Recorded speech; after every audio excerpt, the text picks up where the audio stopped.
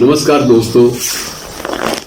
जो व्यक्ति ईमानदारी से कुछ लिखता है, ईमानदारी से मेरा मतलब ये है कि मन से और कुछ एक मान्यताओं को लेकर, कुछ एक कन्विक्शंस को लेकर जो आदमी लिखता है, वो जिंदगी में अतीत में बहुत भावुक भी रहा होता है। आज मैं उस शख्स की भावुकता की बात आपसे कह रहा हूँ, कुछ लम्हे बांट रहा हूँ, जिस शख्स की उम्र अब आने वाले कुछ महीनों के बाद 90 वर्ष की हो जाएगी और वो 90 वर्ष का व्यक्ति, शख्स, क्रिएटर आपको भी प्रिय है, मुझे भी प्रिय है। और मुझे अब तक कोई ऐसा शख्स नहीं मिला जिसने कहा कि मुझे ये बंदा पसंद नहीं है। बंदे का नाम अगर मैं बताऊंगा तो शायद आप पहचान भी ना पाए। संपूर्ण सिंह कालड़ा। आप कहेंगे ये क्या बला ले आए, लेकिन ये बला वो है जिसको आप भी जानते हैं और बड़े शौक से पसंद करते हैं और मैं भी पसंद करता हूँ। और वही बात दोहराता हूँ कि अब तक मैंने देखा नहीं कोई व्यक्ति उन्हें नापसंद करता हो। वो शख्स है संपूर्ण सिंह कालड़ा उर्फ गुलजार। तो ये गुलजार साहब जो है 90 वर्ष के हो जाएंगे और 90 वर्ष की उनकी आमद, जो 90वां वर्ष है जब समाप्त होने को है, तो उसकी आमद में कुछ लोगों ने किताबें भी लिखी हैं, उनमें कुछ संस्मरणों की बातें भी चली हैं। उनमें एक तो संस्मरण मैं आपसे बांटना चाहता हूं, वो इसलिए कि जब कोई व्यक्ति, लेखक, कवि या कोई भी क्रिएटर जो है, जब भी वो किसी आस्था के साथ, कन्विक्शन के साथ बनता है तो उसकी हालत क्या होती है, मैं आपको थोड़ा सा एक बयान के जरिए। एक बार उनके मन में पढ़ रहे थे गैलीलियो के बारे में। गैलीलियो आप जानते हैं, प्रख्यात वैज्ञानिक और खगोलविद। अंतरिक्ष के बारे में जो गैलीलियो का ज्ञान था वो उस वक्त किसी को स्वीकार नहीं हुआ उसके अपने वक्त में, और उसे इसी अपराध में मृत्यु दंड भी मिला कि तुमने कुछ ऐसी बातों का प्रचार किया है विज्ञान के नाम पर, जो कि धर्म के खिलाफ जाती हैं, ईसाइयत के खिलाफ जाती हैं। अब ये बात इस व्यक्ति के दिमाग में, गुलजार के दिमाग में ऐसी कौंधी हुई थी, बैठी हुई थी कि चाहते हुए भी निकाल नहीं पा रहा था कि ऐसे व्यक्ति तो मरते रहेंगे, लोग मारेंगे, जो भी सच बोलेगा। मैं और तो कुछ नहीं कर सकता, लेकिन मैं इतना तो जरूर करूं कि मैं इस बात के लिए प्रोटेस्ट तो जरूर करूं। किसी ने राय दी, यार अब 350 साल हो गए, कहां प्रोटेस्ट करोगे, इस बात को, घटना को भी इतने साल हो चुके हैं। लेकिन कहता है मन में शांति के लिए कुछ तो करना पड़ेगा, मन में जो बेचैनी है उसका क्या करूं। तो इन्होंने एक लंबा चौड़ा वेल वर्डेड एक अच्छा सा खत लिखा पोप के नाम, वेटिकन सिटी को बकायदा पत्र डाला, उसकी एक प्रतिलिपि भारतीय विदेश मंत्रालय को भी डाली और उसकी एक प्रतिलिपि वेटिकन सिटी का यहाँ पर राजदूत है हमारे देश में, उसको भी डाली। अब बड़ी जरूरत की बात होती है, उसमें ये चुनौती दी गई कि आपने एक ऐसा मामला किया है कि वेटिकन सिटी ने उसको माफ नहीं किया, अब तक उसके गुनाहों के लिए गुनाह था कोई नहीं। और उसमें गैलीलियो की देन, उसकी बाकी जो उसकी रिसर्च, खोज, ये सारा का सारा हवाला देते हुए ये कहा था कि ये थोड़ा सा ज्यादती हुई है ईसाइयत की तरफ से, जो मैं आपके नोटिस में लाना जरूरी समझता हूं ताकि मैं अपने मन की बेचैनी को खत्म कर सकूं।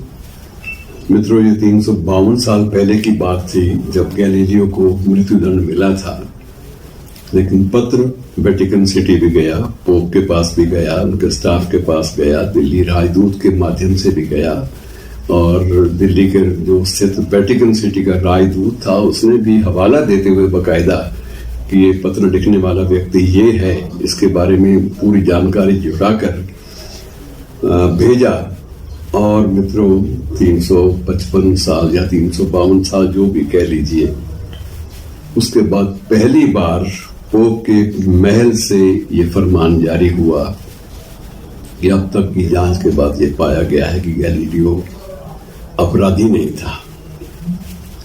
और वो दिन सेलिब्रेशन का था, गैलीलियो तो मर चुका, लेकिन एक आस्था के लिए संघर्ष करना, जूझना और उस सत्ता तंत्र को चुनौती देना, साहित्यिक भाषा में, साहित्यिक तौर पर तथ्यात्मक सामग्री जुटाकर, ये एक बहुत बड़ी बात होती है। और जब वो बात सुनी जाए, जब वो सत्ता तंत्र में बरसों साल बैठा हुआ कोई व्यक्ति बात सुन ले और उसके बाद उस पर असर हो, तो यही एक क्रिएटिव आदमी की एक उपलब्धि होती है। और गुलजार कई बार जिक्र करते थे कि करते रहे हैं अब तक कि संस्मरणों में विशेष रूप से कि ये मैं भूल नहीं पाऊंगा। और मुझे मन की शांति इसी बात से मिली। गैलीलियो को अपराधी घोषित करने वाली जो बात थी वो समाप्त हो गई, और पोप ने उसको स्वयं मृत्यु के 355 वर्ष के बाद भी ये माना स्वीकार किया कि वह निरपराध था, उसका अपराध कोई नहीं था। तो एक उसकी अपनी खोज थी जिसकी जांच उस वक्त प्रॉपरली हो जाती तो शायद उसको मृत्युदंड न मिलता। मित्रों, वैसी घटनाएं हैं मित्रों जो सिद्ध करती हैं कि जब भी कोई व्यक्ति किसी कन्विक्शन से जुड़ता है और किसी संबंध से, रिश्ते से जुड़ता है, तो उस वक्त उसके मन में क्या होती है। ऐसा एक छोटा सा और संस्मरण, और उसके बाद मैं अपनी बात समाप्त कर दूंगा। वो संस्मरण जुड़ा हुआ है उनकी और संजीव कुमार, जो हमारे प्रख्यात लोकप्रिय अभिनेता रहे हैं, आंधी फिल्म वाले भी और परिचय फिल्म वाली और बहुत सारी फिल्मों में। संजीव कुमार का एक फिल्म थी जिसकी पटकथा गुलजार ने तैयार की थी, और उसके निर्देशन में भी गुलजार ने काफी काम किया था, और वो फिल्म चली भी बहुत। और उस फिल्म में ये था कि कोई संवाद संजीव कुमार बोलता नहीं है, लेकिन अपने हाव भाव से, अपने फेस के एक्सप्रेशन से, अभिव्यक्ति से वो सारी चीजों के उत्तर, प्रश्न, सारा कुछ वो दे जाता है। और गुलजार इतने प्रभावित हुए कि ये आदमी बिना बोले चेहरे पर कैसे सारे के सारे भावों को खुद भी जी लेता है और दर्शक को भी जीने पर मजबूर कर देता है। तो फिल्म की जब शूटिंग खत्म हुई तो गुलजार ने गले लगा दिया, संजीव यार तुम गजब के आदमी हो, मुझे अफसोस ये है कि तुम जिस लायक हो मैं कुछ कर नहीं पाया। उसने कहा नहीं, आप कुछ कर सकते हैं चाहे। गुलजार बड़े खुश हुए कि तू बोल तो सही यार, मैं तेरे लिए क्या कर सकता हूं।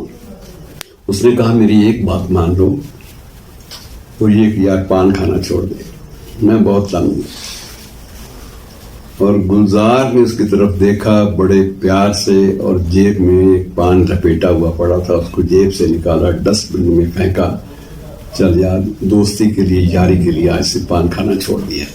और उस दिन को मित्रों, वो जो एक नशे के रूप में पान का इस्तेमाल लगातार बरसों से करते आ रहे थे, उसके बाद गुलजार साहब ने कभी जिंदगी में पान नहीं खाया कि दोस्त को यार एक वादा किया है। दोस्त इस दुनिया में नहीं है, और ना ही दोस्त हमेशा चेक करेगा, लेकिन अपनी कमजोरियों को आदमी कैसे कुर्बान कर देता है दोस्ती की खातिर, एक रिश्ते की खातिर।